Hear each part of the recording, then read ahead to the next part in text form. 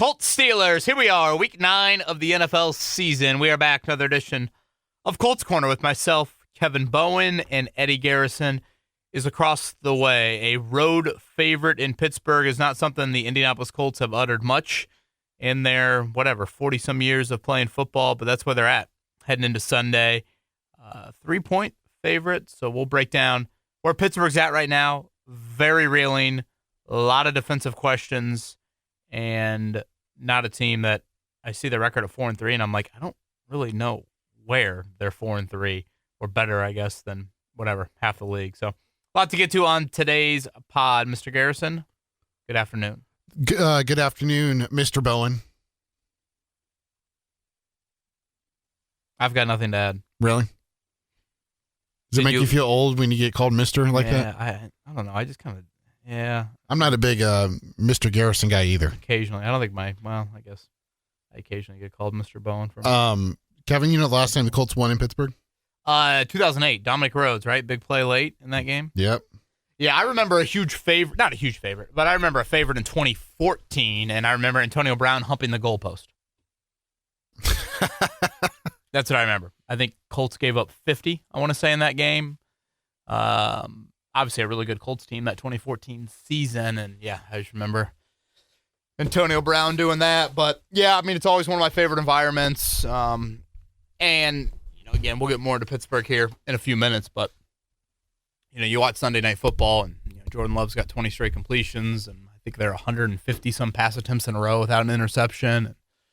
I mean, their defense is really, really struggling. I do think there are some components of them that, I know, I guess I'm speaking out of both sides of my mouth, but there is a potential to certainly win. But Shane Steichen has really scored a lot against Mike Tomlin in his career, so that's probably a little bit of tease of where I'll go on my pick here. But nonetheless, let's get into the pod. I was about to say, as we do every Wednesday, Kev, we start with the news items of the week, then we'll get into the Pittsburgh Steelers, the opponent this week for the Colts, and then round it out with Twitter questions, and then our prediction for Sunday's game. Let's start.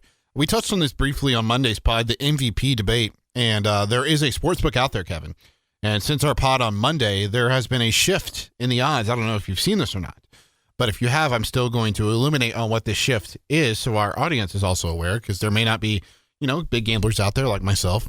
Patrick Mahomes is the favorite. Josh Allen, number 2. Drake May, third best odds. Matthew Stafford, Jordan Love tied for fourth best. And then it is not Daniel Jones. Jonathan Taylor, after your rant on Monday, Kevin, he has surged up the charts. He is right behind Jordan Love for sixth best odds to win MVP. Daniel Jones is tied for 8th with Jalen Hurts and Baker Mayfield. I forget if we... Bless me. I forget if we went over this on Monday, but we had a listener reach out, and they wanted to change the acronym, and I'm all aboard it. No more MVP. How about MOP? Most outstanding player. Don't we do that in the Final Four? Yeah. Most outstanding player in a region. We also, I think, do in the NCAA tournament. By all means, I love that. I think back to Jonathan Taylor in 2021, Eddie. Led the league in rushing by more than 500 yards. I think Nick Chubb, I believe, was second that season. And of the 50 votes for MVP that year, Jonathan Taylor got as many as you. And if you think back to that season as well... So are you saying that you got a vote, and that's why you're not in the same category then? No, goose eggs around, brother. Okay. That same year, Cooper Kupp, Triple Crown. You know how many Triple Crown award winners we've had in the last 30 years? After Cooper Kupp? Leader catches, yards, touchdowns. Are you including Jamar Chase from last year? Including Cooper Kupp. Sure. How many? We've had 3. 3 in 30-plus years, okay? Cooper Kupp. Vote for MVP. How many did Jamar Chase get last year? I don't think he got any. 0. How many did Steve Smith get back in whatever that year was? 0. It's just it's a quarterback award. So I'll continue to rant and rave. And again, if I'm applying this to the Colts, who is the most valuable? Well, why not just rename it to the BQA? Best quarterback? I like it. Colts, Daniel Jones in terms of value, but the best player, it's Taylor. So he's going to need the marquee moments, at Arrowhead, things like, at Pittsburgh, if you look at the national window, I know people in our audience might not care about it because they live within, X amount of miles of Indianapolis, but I know we have Colts fans from around the country. The Colts are actually a massive viewing map for this weekend. We're global. We're global, Kevin. This podcast we is are global. I know the CBS coverage map doesn't expand everybody across the seas, but for those here in the United States, it's a big old map for Colts and Steelers getting that 1 o'clock window on Sunday. So, yeah, I think Sunday could matter a little bit more. But, yeah, I just want to sneak that in terms of where I'm at with Jonathan Taylor right now and Daniel Jones and the MVP chatter. It's fascinating because I'm the other way. I think the MVP is Daniel Jones. Right. Yeah. Yes. Didn't I say that? I thought you said Jonathan Taylor. No. If you change the word to most outstanding player. Oh, okay. No. Okay. Value is still the quarterback. Yeah, value is always the quarterback. That's how that position works. Yeah, I agree. But best player, most outstanding player, to me, that's Taylor. And I get some people are like, dude, it's semantics. Who cares? Well, yes and no. To me, it's a little different. That's why, the Heisman just is different. It just sounds different. And that's why I loved last year that Travis Hunter and Ashton Genty were 1-2 in that voting. And we finally broke away from, not giving it to the quarterback. Topic number 2 on the news items of the week could lead to maybe a third pod next week, but I highly doubt it. The trade deadline, of course, Tuesday, 4 o'clock Eastern. As of now, we'll have the normal Monday pod and the pod on Wednesday around, 4 o'clock, 5 o'clock, whenever we can get it out to you and whenever you can listen, quite frankly. But trade deadline is looming. Obviously, the Pittsburgh Steelers make a trade yesterday. They trade a 7th-round pick for Kyle Duggar. I don't know if Duggar will suit up this weekend for Pittsburgh or not, but as you kind of look at things, Kev, based off the reporting from like Ian Rappaport, Mike Garafolo, Adam Schefter, you name the insiders that have that kind of information, it seems like wide receiver and cornerback are 2 of the biggest markets of teams that are trying to find things. So could that lead to Chris Ballard not going the route of cornerback just because the value of these players that could be available won't match what you're going to give up? Thus, him focusing more on edge rusher because the number of teams looking for a potential pass rusher could be slim in comparison to cornerback. Yeah, that would be just fine with me. I do think the Colts have legit interest in adding a defender. And I think, the 2 areas that you just covered there, corner and pass rusher, are the 2 areas. Now, again, how does all that come together by Tuesday at 4 o'clock remains to be seen. Typically in the NFL, Eddie, if you don't see a notable roster move on a Monday or Tuesday, that probably puts everything on the back burner until next week, just with how the practice schedule works and things like that. And I don't believe the Colts, I think we touched on this Monday, I don't think they're going to Berlin until after Thursday's practice. So you would still have plenty of time next week to get it done early in the week and, still travel overseas with the team. I continue to be a little bit more team pass rush.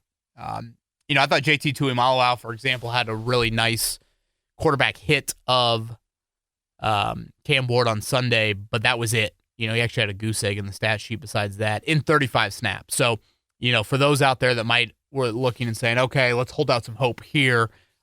Corner, I think, has more of that potential. We'll see if Jalen Jones plays this week. He was practicing again today. Some light rain at Colts practice, which probably a good preparation for, I want to say they're outdoors 5 of the next 6 weeks or 5 of the next 6 games. So Jalen Jones, the second straight week. Obviously, Travarius Ward, you think at some point as well. I don't see that at defensive end. Again, it's right now, from a passing yard standpoint, it's the worst 5-game span of any team in the NFL this season. I get there's a little bit of fourth quarter inflation to do with that. But, I think one thing, too, to remind people, and I think for the most part, people know this, but, if you look at recent Super Bowl winners, Eddie, they get after the quarterback. And they typically get after the quarterback at a very high level. Last year, Philly is, I think, the only one that hadn't ranked in the top 10 in sacks per pass attempt over the last handful of years. And then Philly, once the playoffs rolled around, they turned into that unit. We obviously all witnessed what happened in the Super Bowl there. I don't think the Colts are capable of doing that right now. So, are you all of a sudden going to flip a switch and do it? But, again, go back to the Super Bowl. I don't consider 2006. I don't consider the move for Booger McFarland, Myles Garrett or Max Crosby or Trey Hendrickson, but I considered it an infusion of an area that needed some improvement, and it worked. It was a key ingredient in the Colts winning that Super Bowl. If you look at Kwity Paye's season, he had the nice game against Arizona, but for the most part, it's kind of been back to his normal self. So, I've been pretty bullish on this for the last couple of weeks now, and I continue to kind of be that way when it comes to the pass rush. They still continue to work out a ton of DNs, a ton of corners, both in the veteran market. So, even there's been some interest there. And, something that Lou Anarumo said earlier this week, Eddie, that I think was encouraging for Colts fans to hear, and maybe it was just confirmation, was he got asked very specifically about bend but don't break and that phrase. And Lou made it very clear, and I think it's fair to say, unlike his predecessor, he is not content with bend but don't break. I think Gus Bradley expressed more contentment with that, more accepting of it. Whereas Lou, and again, given their situation right now, there probably is going to be a little bit more bend but don't break. He does not want that. 7 of 10 drives for Tennessee entering Indy territory, that's not what he wants. They want to be an attacking, aggressive mindset, and I think that's a big reason why you've been able to overcome some of the yardage issues there. So we'll see. We'll see what happens. Coming up Monday, Tuesday, how much action is there around the league? What do we see? We saw Rams and Titans, right? Roger McCurry, heading out to the Rams. I mean, that's kind of the ideal deadline move. Sell team, buy team, cross-conference. I go back to week 4, Colts and Rams. They had cornerback issues then. Mm-hmm. So all of that kind of makes sense here. The Patriot trades that we saw are, Kyle Duggar to the Steelers. We'll see if Michael Pittman Jr. fights him like they got into it a few years ago on Sunday. But, again, new defensive system, new coaching staff in New England. Hey, this guy's not really playing the same role for us. Boom. Those are some of the deals that you see this time of year. So, yeah. I want to ask you this. We may have talked about this on a previous pod. I can't remember, but it's something that I've talked about with Jake. Like, if you're making this move, if you're Chris Ballard, how much of the contract are you valuing into this? Are you looking for a guy that's, in the last year of his rookie deal, like Julian Phillips with Miami? Are you looking at a guy that, has a year or two left on the contract? Just because it's a fascinating thing, I think you have to, weigh here because we've already talked about it countless times, Kev, but the number of guys that you have that are free agents that you have to try to retain after this season, especially with the price tag that's going to be Daniel Jones, you've got to, penny pinches in certain areas. And so if you're trying to make this move to try to shore up your roster because you feel like you have a chance to compete this season, then I would lean towards, just trying to get a guy that's like quote unquote rental for the rest of the season. Sure. Yeah. I think all of this, very fair points to bring up. There's a level of pickiness that I think is difficult when you're trying to execute a midseason trade of, in an ideal world, it would fit your financial puzzle perfectly, but that just doesn't, I think, exist that often in the middle of a season here. And again, finances, and maybe we'll get more into this in the bye week. We got a couple bigger picture questions, by the way, I think we'll save for the bye week podcast, but a few others that will sneak in there coming up here in a bit.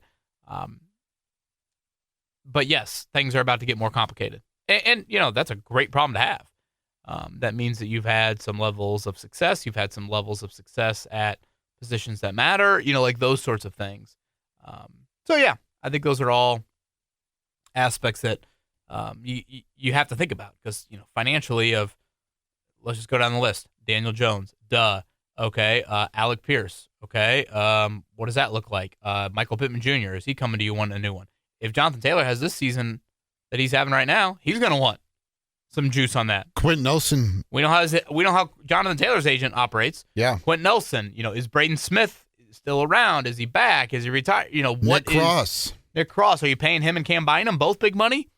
All of these things are very relevant. And I think one thing to keep in mind, I know I mentioned this on Monday, but by no means do I want to act like the Colts are an old team.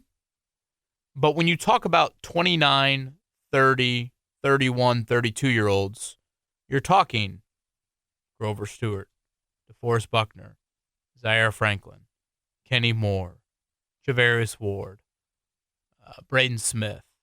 Some of these guys Quentin Nelson, I think, falls into that group, they're just getting up there a little bit. By no means are they walking down the 18th fairway, but they're just getting up there a little bit. So that's also something to keep in mind and why I think some urgency should be there. This was in August, Kevin. Surprisingly enough, the Colts are the third youngest team in the NFL on average. Really? Mm-hmm. Yeah. So again, I don't think they're old. I mean, Pittsburgh, I think, is a lot older, frankly. But you do have some guys, some like notable, and a lot of this just kind of, like all of a sudden the Broncos are going to become older when Mercedes Lewis gets on their 53-man roster. Like if you have an old kicker, that can impact some things. When Vinatieri was around, but those 7 names I just mentioned. I mean, those are 7 of your top 15 players on your team, 20 players on your team. So, by no means is this whatever. I'm trying to think of a young team right now that's having a bit of a surprise year. I don't know if New England would necessarily qualify as that, but maybe they would. I would throw New England into that mix, yeah. Just because of, first year Mike Vrabel, it's year number 2 with Drake May, and, a lot of people anticipated they would be better, but didn't anticipate that they would have the second best record. Sure. And then in the AFC. Sure. Let us shift now to the Pittsburgh Steelers. Everyone knows who their quarterback is. Could we go over Colts injury report before we get to the Steelers here? Yes. Again, we'll await it. Usually comes out during this pod, but guys that did not appear to be practicing. Rest days, it looks like, for Kenny Moore and Braden Smith. I think we're kind of used to that on Wednesdays. Still no Tyquan Lewis and Samson Ebukam.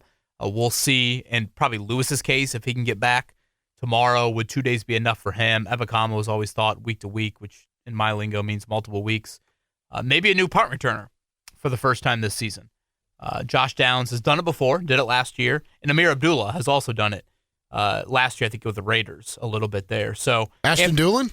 Anthony, I don't remember him obviously kick returner. So if Anthony Gould, who got hurt late in that win over the Titans, if he can't go, my guess would be Downs. But Abdullah has done it, and clearly they trust him on special teams right now. And you probably don't want Josh Downs playing on special teams to take any potential extra hits, right? I mean, Downs did it last year when Gould got pseudo-benched. So, honestly, just ball secure. Yeah, sure, I hear what you're saying, but it seems like punt returns are so few and far between even this year. Certainly condolences to Matt Gonzalez and his family. So he put out there on Instagram that his father had passed, and they appear to be extremely close, and he was not at practice today. So I assume you'll see that as a personal matter. On the injury report, we've talked about the Colts offensive line, how durable that group has been, and how together that group has been this season. The Rams game, the only game missed, Gonzalez was the one that missed that game with a toe injury. It was kind of interesting listening to some of the offensive line chatter today, and Braden Smith was mentioning how feels like it's the closest that group has been here. That group has been since he has gotten here, and when asked to explain, he kind of mentioned, hey, sometimes ego can get in the way. You can have one bad apple, things like that. It was very enlightening from Braden Smith in describing that offensive line group, who I think deserves a lot of credit for how they've played this season. That's very interesting considering who's not here anymore. Yeah, I mean, Ryan Kelly and Will Fries would be the two that obviously left after last season. They've had the same position coach now, and Tony Soprano Jr., for several years. Offensive staff-wise, they've been very similar. So, Braden Smith was definitely open up on a variety of things, and obviously his own journey to get back to playing this season. He mentioned actually Sunday before the game, he had a bit of a, I hope I'm phrasing it correctly here, but a bit of a, OCD type of episode moment, and feels like now he knows the proper ways to try and handle those situations when they do arise, and said he practiced those and was able to handle it. And once the game started, he said he wasn't even thinking about it really at all. The two names that I guess I didn't expect to see on the injury report, just to keep an eye on, we'll see about Grover Stewart. I know there was some reports he was in a boot earlier this week. He typically is a Thursday off day guy, if I have my days right. So I don't know, something just to keep an eye on. Then Nick Cross, and we talk about the safety play this season. Him and Cameron Bynum have, I don't even think they've missed a snap. Haven't missed a game. So a little bit of a lengthier injury report than we're used to in the Colts. That would be my expectation when it comes out later today. Before Kevin rudely interrupted me, and he's going to get raisins or Whoppers or something in your basket. Or how about a Warhead? Oh, you're not a Warhead guy? Oh, I love Warheads. Okay, well, I'm not giving you Warheads. I'm giving you something that you would not like. Oh, okay. If you're Almond Joys? Yeah, Almond Joys. That's a good one. That's a great one. They stink. Tootsie Rolls, another one. Can't stand them. Yeah, Tootsie Rolls stink. Yeah. Honestly, now that I see them, I just think that my kids poop somewhere around the house, especially the jumbo size. Yeah. All right, let's dive into the Pittsburgh Steelers. Obviously, we know their quarterback is Aaron Rodgers. Their top running back is Jalen Warren, the guy that they use to kind of spell him. Kenneth Gainwell had a nice game overseas against Minnesota when Jalen Warren was out prior to their bye week, their top receiver. DK Metcalf, their top tight end. Pat Freiermuth, other names to monitor in the receiving room. Roman Wilson has started to come on lately. For the Pittsburgh Steelers, Calvin Austin III is another one. Jonnu Smith is a guy that obviously has been tied with Arthur Smith throughout the entire pretty much coaching career for Arthur Smith, starting in Tennessee, then Atlanta. He was with Miami. Arthur Smith wasn't, but Jonnu Smith was. Now with Pittsburgh, Darnell Washington is the guy they like to target in the red zone because he's, as the kids say, 6'7", 300 pounds. And so they just toss it up to him in the red zone just because he can, box out like you're going up for a rebound if you're a center. As a team, Pittsburgh offensively, they rank 25th in yards per game, 16th yards per play, 25th rush yards a game, 22nd and rush yards per play, 19th pass yards a game, 15th yards per pass completion, and then 11th in sacks. Yeah, when you rattle off some of those stats, Eddie, they really are not like top 10 or even top half in many things. Red zone, they're really good, both sides of the ball. And turnovers, they've been pretty good from a ratio standpoint. But that's really it. They have struggled in many areas, and for those that haven't been paying attention, their defense, it is firestorm in Pittsburgh right now. Mike Tomlin is fielding questions on if he's going to take over play calling duties. Again, Shane Steichen has had his way scoring-wise with Terrell Austin, their DC, and Shane Steichen over the last 3 years. I think I saw a stat where Pittsburgh has allowed 30 or more points in 4 of their first 7 games. That is correct, yep. That has happened only one other time in my lifetime. And for those that don't know my age, 36. And I've already had a hair transplant. Nice to meet you. I'm Kevin Bowen. Hello, Kevin. Eddie, I told you earlier, I said it on the podcast, you watch Sunday Night Football. I watched a good amount of it. I mean, Jordan Love, 20 straight completions, and you got to go back to their game in Dublin when Wentz threw a pick. I think it's 156 straight passes without an INT. So I saw Dan Orlovsky mention earlier this week, I often watch the Steelers tape and write down the note, I have no idea what they're doing. Yep. So there you go. That's the reality of where they're at. And the wild thing is, you look at every level of their defense and you're like, oh, wait, what? That guy's there?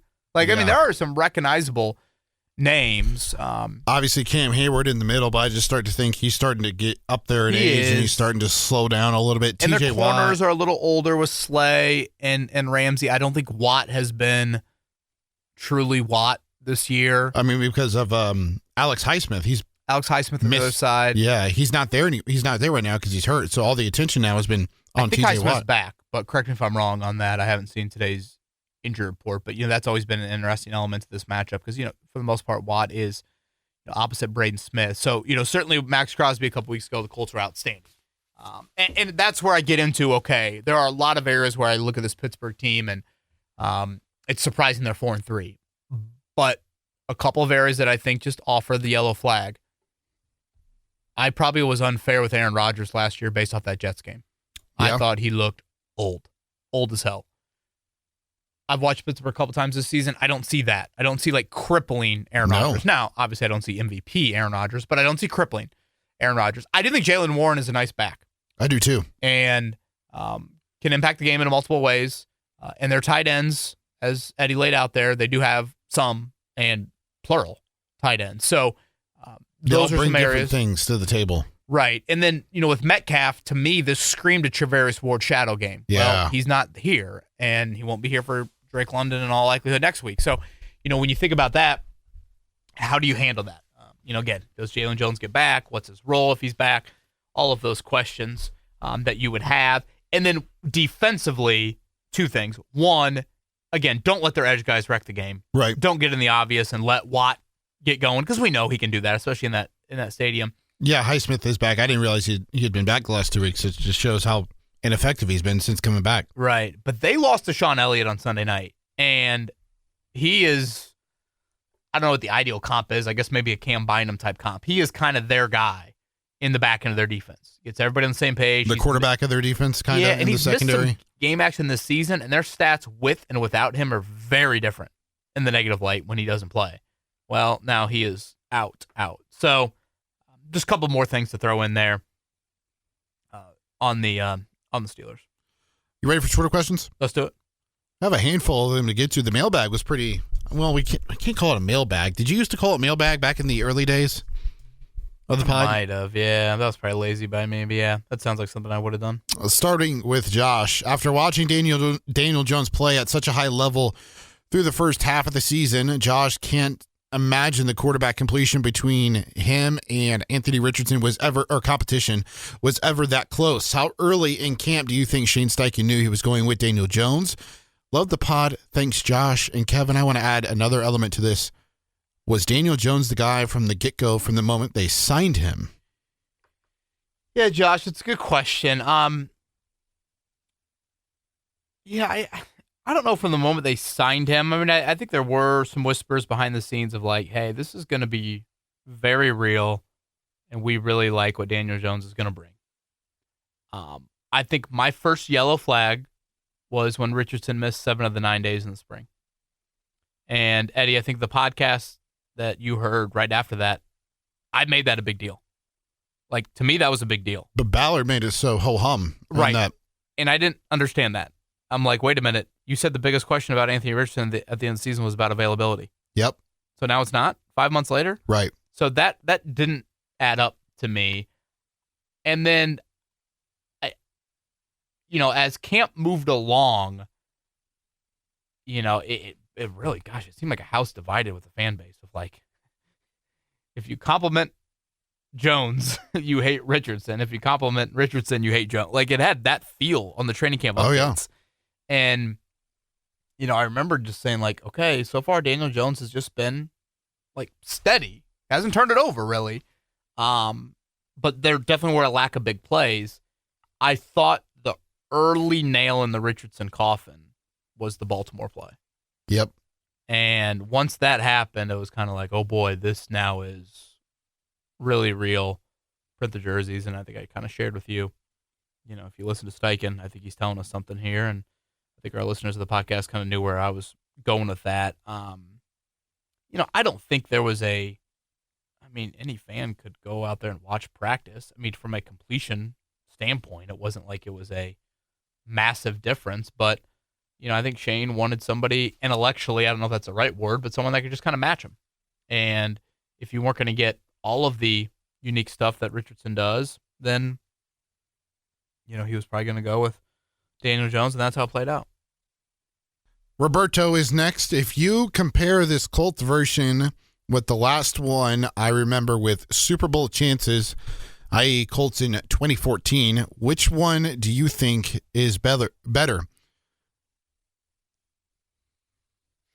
That's a good question. I haven't really given that too much thought. I guess we just brought up. Saludos desde Mexico, hermano, from Roberto.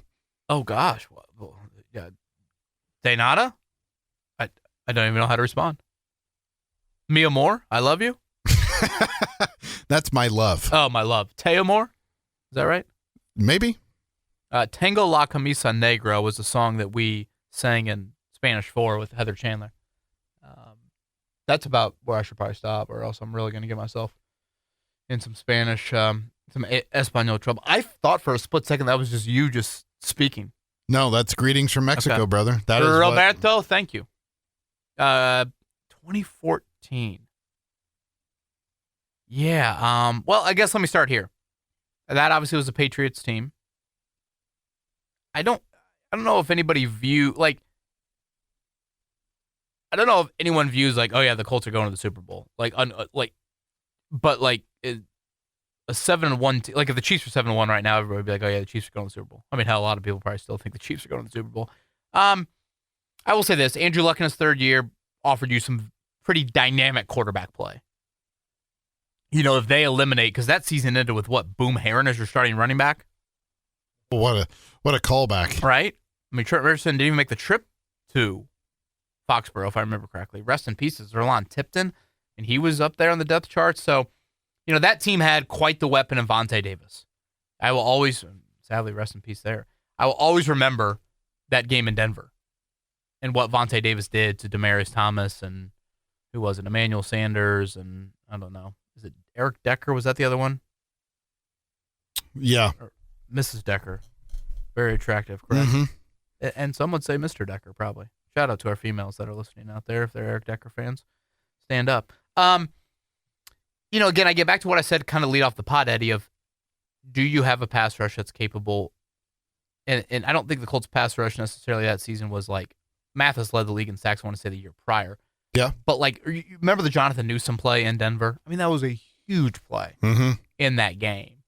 I think you had a little bit more than I think this group has shown me right now. So, I don't know. Obviously, your offense is historically good. It wasn't reaching that levels in 2014. You definitely had some pretty good moments. Reggie really fought through some injuries late in that season, and T.Y. was really emerging as an elite player there. I'd probably vote for the 2014 squad just because of, I don't know, there's just a little bit of a been there, done that of you won a game, you got there in 2012, then you won a game in 2013, the big comeback against Kansas City, and then you go on to win the Denver game. Do you believe in learning processes in the postseason? Absolutely. Yeah. And, there's part of me that kind of goes there too. So, I see some similarities. If you made me pick one or the other, I'd say 2014 slightly right now, but, we'll see what the rest of the season unfolds here. All right, Roberto, I want you to grade my Spanish here. You can reach out to me at @EddieGarrison_ on Twitter. And if, for that matter, anyone can. Gracias por escuchar el podcast. Que tengas un bien fin de semana. Holy shit. That sounded great. It's a kin-friendly podcast, Kevin. Come on now. That sounded did you just Google Translate? What did you do there? I had to make sure I had the right verb, so the only thing I had to look up there was to listen. I just wanted to make sure it was escuchar. A couple items to note on Pittsburgh's injury report. Freiermuth, and for those that watch Sunday Night Football, he got banged. I mean, it looked like he wasn't coming back in the game. He did. He did not practice today due to a quad. And then Zach Frazier, their starting center, did not practice due to a calf. So they lost Isaac Siumalo, their guard, in that game to a pec injury. And now Frazier, their center, missed Wednesday. So seemingly every week the Colts have been dealt this hand of 1 to 2 guys on the opposing offensive line seem to be a bit banged up. That would be very notable for a Pittsburgh team right now that cannot afford that, particularly in the trenches. So some items to watch, which is kind of typical. You get 8 weeks into a season. I know Pittsburgh, I think, is already they've already had their bye. We got a trade. Jets are sending Michael Carter, cornerback, in a 7th-round pick to the Eagles for John Mechie in a 2027 6th. There's another cornerback traded. Michael Carter. That's not the running back that I try to add in fantasy? No, it's not. Okay. By the way, Kevin, I love taking Spanish in high school, so if that didn't show there, just that was great. Again, I know nothing, but sounded beautiful. I've got 3 questions left, starting with Steven. At this point, do you think Chris Ballard keeps his job for next year? Have the Colts done enough? If you believe so, what do the Colts need to do for you to believe he should get another year? I didn't think he should have been brought back this year, but the team finally made a huge leap. But is it enough? Thank you very much, Kevin. And Steven, it's ironic. I hadn't fully looked over the Twitter questions for the pod yet when you and I started our pre-pod meeting, and I made mention to you. I was like, it's pretty wild that, Kevin, we're going to go from Chris Ballard being on the hot seat this year to him winning Executive of the Year at this rate. Yeah, and I think we had, correct me if I'm wrong, did we get a couple of these type of questions? Probably. About Ballard and the big picture stuff. Yeah, I guess I'll just answer them both now if we have any others, Eddie. Let's just group We them do. up. This is from That Golf Guy. This is relatively positive Chris Ballard question for once. He clearly figured it out this offseason with the quarterback, defensive coordinator, and impact free agents. But if the Colts don't make a major trade move and, say, lose in the first round of the playoffs, has he done enough right now to prove his process is working? Basically, has Ballard extended himself another few years with this start. Just curious if the 7-1 start is enough to change the narrative on him. Thanks as always. Yeah, appreciate the questions. Certainly, I've said at the end of the last season, I thought Gus Bradley should have gone, and I thought Chris Ballard should have gone. I think one thing that deserves definite praise, and I get there's a level of frustration that it took maybe 8 years to get to this level, but I do think, particularly with people in positions of major authority, to change your plan of attack, I think takes some humility and takes some public admittance of being wrong at times, and I think Chris Ballard did that this past offseason. The most, Eddie, I would say, is in the free agency spending. Now, Shane Steichen was also very close to Gus Bradley. Very close. So, the whole Gus Bradley approach, I think I said to you quite often in the first 2 years of Steichen, I don't understand why he is accepting of this as the defense. Shane Steichen is as obsessed with preparation and stressing an opponent Monday through Saturday as, you are with the Reds. And for him to have been as content as he was with Bradley. And so I think basically I'm saying Ballard and Steichen both were kind of in that camp of like, no. Yeah. Gus here. Now, so for both of them to take the 180 this offseason, I think is important. Has the defense been perfect? No. But I think Lou Anarumo's willingness to change up things has covered up, frankly, some of the personnel, particularly back at corner here. I would assume this keeps Ballard. I don't know. I guess there's the internal fight of like, does 8 weeks rewrite 8 years? Right. And is this just part of, hey, we need to forget about? Is that like, I feel like I'm like saying BC here. Is this like chapter 3? Yeah. Well, I mean, I shouldn't use a religious analogy. Some people are going to be probably pretty offended by that. But you know what I'm getting at. It's just like life pre-COVID and life post-COVID. Yeah. I guess is like the best way to put it. Pre-COVID, during COVID, post-COVID. Right. Are we in post-COVID Ballard? And like now we only evaluate life as that. Is that pre-marriage and post-marriage? That might be. Well, yeah. Hopefully for everyone's sake. That might be a horrible analogy. So one thing I think that Ballard, and I probably have not done a good enough job of this, Ballard deserves credit on, is believing in Shane Steichen. Mm-hmm. There was a reason why I didn't put Steichen on the fire list back in January. Yeah. I've always been very bullish on Shane, but believing he could handle everything was a question I had. And, Ballard clearly hired him. And Shane admitted today, I actually asked him, hey, where do you feel like you've grown in year 3? And he did say dipping kind of his toes in other places. Mm-hmm. Okay, I need to be a little bit more here. I need to be a little bit more here. Like not as much offensive centric. Who knows, maybe having a quarterback that you feel like can handle it a little bit more from an acumen standpoint helps in that area. One thing to keep in mind about Ballard, if I'm not mistaken, Eddie, I want to say the contract was through 26 when they extended him and Reich back in whatever that was, 21, 22. Is there any part of Carly Ursay-Gordon that says, all right, let's write out this extension? That seems the most plausible. Maybe not give him an extension. Right. But do you write it out? And again, we get into the awkward nature of like GM and head coach. Like if you compare the Steichen resume to the Ballard resume right now, and you gave a letter grade to both, and let's evaluate the whole resume, Steichen would be what? A B? I was going to say like A-, B+. Maybe he needs to finish out this year and win a playoff game to get in the A- range, but let's call it a B+. The Ballard resume would be D+, C-. Yeah. So if you evaluated those two letter grades, obviously Steichen has been better than Ballard. But having said that, Ballard hired Steichen. Mm-hmm. And the hierarchy of the NFL works as Ballard has more clout than Steichen. GMs have more clout than head coaches. Mm-hmm. So that's where it makes it a little bit, if they were flipped, if the GM was the B+ and the head coach was the C-, you'd say just fire the head coach. Right. And let the GM hire another head coach. That's how it felt, with the Frank Reich era toward the end. Yes. Yeah. I think that's probably fair to say it. But that's not, again, 2025 Colts reality. So, as I sit here right now, I mean, again, you got to give, Chris certainly credit for the defensive change, quarterback-wise for, playing that game this offseason and I think Shane definitely had some input, but, personnel moves, you have to point to the GM there in deciding that, Daniel was kind of the right matchup, if you will, or right, I don't know, counter to Anthony Richardson. Some might say taking Tyler Warren was a no-brainer, but, having the wherewithal to stay there, not panic during the draft, and, take him with a 14th pick. I'm trying to think of other personnel.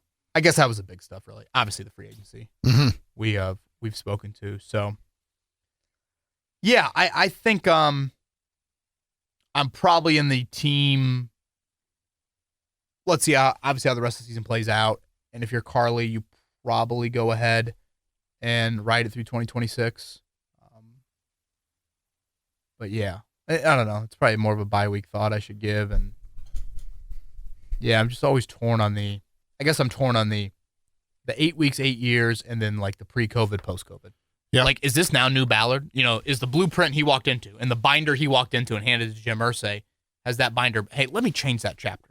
That tab right there, this is my new thought. Yeah. Which is fine. I mean, that's part of being a first-time GM and a first-time head coach. And, you should evolve and you should change and you should, realize where there's deficiencies and issues. And, obviously Ballard I think largely is drafted well in his career. The premium positions, I think, are the one argument. But, I mean, you look at this roster, there's a lot of Chris Ballard draft picks. Oh, yeah. All over it that have played very, very well. So, yeah, that's probably where I'm at on the Ballard week 8 assessment. The other kind of like thing that I thought about, too, to kind of put a bow on it, Kev, is that if you don't extend him after this year and you go into next year, he's on the last year of his contract, like, does he have more of a fire under his butt to try to do more to help build this roster even more? With new ownership deciding. Yeah.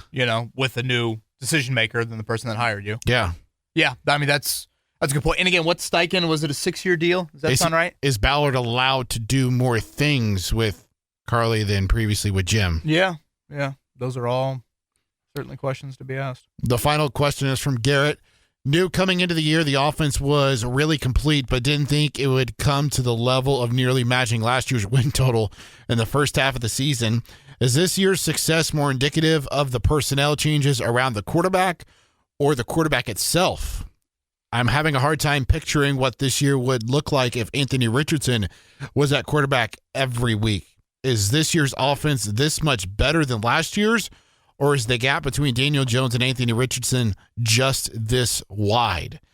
Does it speak to how good Jones has been this year or how awful Richardson has been in the past? Well, I think you have to commend Daniel Jones. And yes, there is a gap, I think, as I don't know any other way to put it. There is a chess match X and O's difference in the two advantage to Daniel Jones. Now, having said that, I do think there are some key personnel elements that are different. First off, you have Tyler Warren. Let's start there.